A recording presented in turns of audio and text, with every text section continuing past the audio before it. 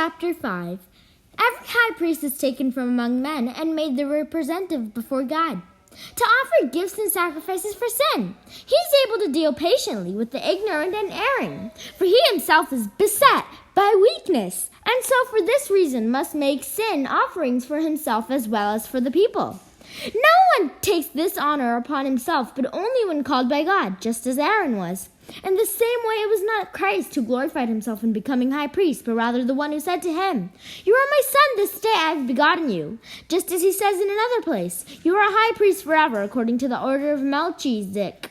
In the days when he was in the flesh, he offered prayers and supplications with loud cries and tears to the one who was able to save him from death. And he was heard because of his reverence. Son, though he was, he learned obedience from what he suffered. And when he was made perfect, he became the source of eternal salvation for all who obey him, declared by God high priest, according to the order of Melchizedek. Jesus, eternal priesthood and eternal sacrifice. Exhortation to spiritual renewal. About this we have much to say, and it is difficult to explain, for you have become sluggish in hearing. Although you should be teachers, by this time you need to have someone teach you again the basic elements of the utterances of God.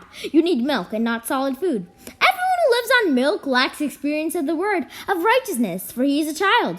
But solid food is for the mature, for those whose faculties are trained by practice to discern good and evil.